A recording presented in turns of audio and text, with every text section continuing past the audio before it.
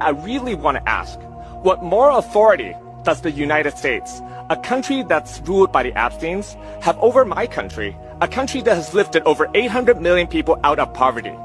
What moral authority does Britain, a country that arrested over 12,000 of its own people for posting online, have to lecture us about civil liberties? And what moral authority do NATO countries that preach human rights in this very chamber while turning a blind eye on the Zionist genocide in Gaza have to tell us what justice looks like? We will not be silenced by nations that treat human rights as bargaining chips, a tool of foreign policy. We will not accept lectures from governments that use human rights as weapons while their own hands are stained with the blood of Palestinians and Iranians they choose to forget. And we will not rest until every nation in this chamber is held to the same standard, until hypocrisy crumbles, genocide is met with action, and peace is no longer a word we speak, but a world we build. Hey, the end is here. Can we say the inevitable? Can we say the consequences? Let all this to the hellfire. Can we admit our wrong? Can you guys admit that the earth is the way it is because the way you guys rule? Can we say Greek Rome and present day Babylon, which is United States, third time is the charm? That's it. Third time is the charm. You had the Greek, you had the Rome, and now you got United States. Those three, it only means that you are a 3 times felon, right? I don't know. I'm trying to see where in the beginning, how did it go wrong? Why did you have to think like that? Why did you have to break so many treaties around the world? I think we're going to be swept completely out of the Persian Gulf. Now, will the Persian Gulf be rebuilt? Probably. Will someone finance it? I guess so. But there are going to be new rules, and we're not going to be there. I mean, why would you welcome us back in?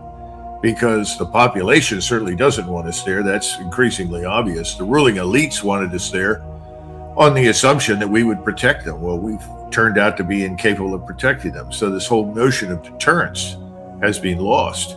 And I don't think this bombing campaign is going to restore it.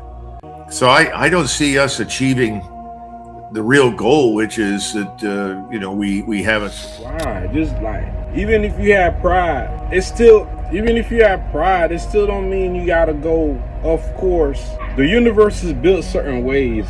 You don't go against it, right? Thou shalt not kill. Do you not see the reason why that law is? Do you not see the reason why? Thou shalt not steal. You don't see the reason why. Robbing your neighbors, killing your neighbors is wrong. You don't see the reason why. Okay. Again, I told you, you are a 3 times loser.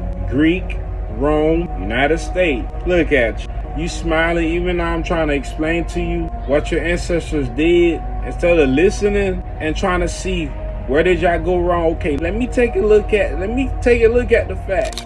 She will die tonight. Words I never thought I would hear from an American president. And though Donald Trump thankfully didn't follow through this time, these words are a stark reminder of how reckless, immoral, and completely outside the bounds of international law this president is. Regrettably, he is no friend of the United Kingdom. He is no leader of the free world. He is a dangerous and corrupt gangster, and that is how we must treat him. So will the Prime Minister advise the King to call off his state visits to Washington before it's too late? Because I really fear for what Trump might say or do while our King is forced to stand by his side. We cannot put His Majesty in that position. And when it comes to Trump's latest cunning plan to blockade the Strait of Hormuz, that will only escalate this crisis and jeopardize the precarious ceasefire. So it's right that the UK is not joining Trump. And I welcome the Prime Minister convening a summit to offer an alternative to Trump's. We must work with our reliable allies in Europe and the Commonwealth and our partners in the Gulf to bring this conflict to an end and keep open the Strait of Hormuz.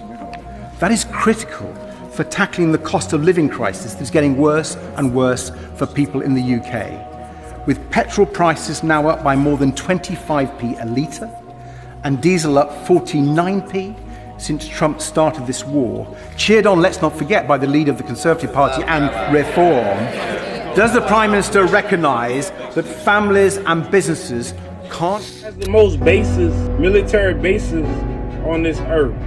Answer me that, right? We gonna start there. Y'all destruction is nil. But before y'all disappear, bye-bye, before the universe take y'all out, y'all need to understand why God going to reject y'all. He's going to close the door, heaven's door on y'all face. You gotta understand why.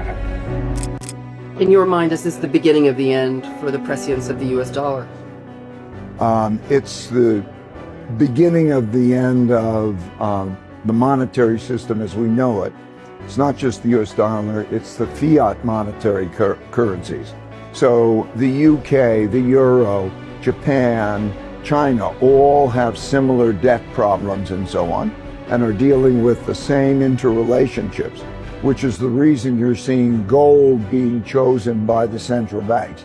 They want a currency. Gold has always been the main currency, and it's the only non-fiat currency, in other words, not the currency that can't be printed, that they want. And so that's why you're seeing central banks move and sovereign wealth funds move to gold, and that's the nature of the shift of the monetary. Y'all had time to do right, but every day y'all wake up, the only thing you can think about is doing something wrong, something mischievous, tricky, having secret meetings. Not about who can blow the most things up. War is about which side can impose its will, can dictate the terms, can control the politics. And the fact that we've been able to damage Iran's capabilities in a variety of ways doesn't mean that we're winning. We won every battle in the Vietnam War against the North Vietnamese. We lost the war. The Taliban never defeated the U.S. military in open combat, neither did the Iraqi insurgency, and we lost both of those wars there. It's really about politics. And the thing to remember here is this war is not a vital American interest, right? This was a completely optional war. We didn't have to fight this. Our security, our independence wasn't at stake. For the Iranian regime, this is existential. This is their survival. They have enormous resolution here.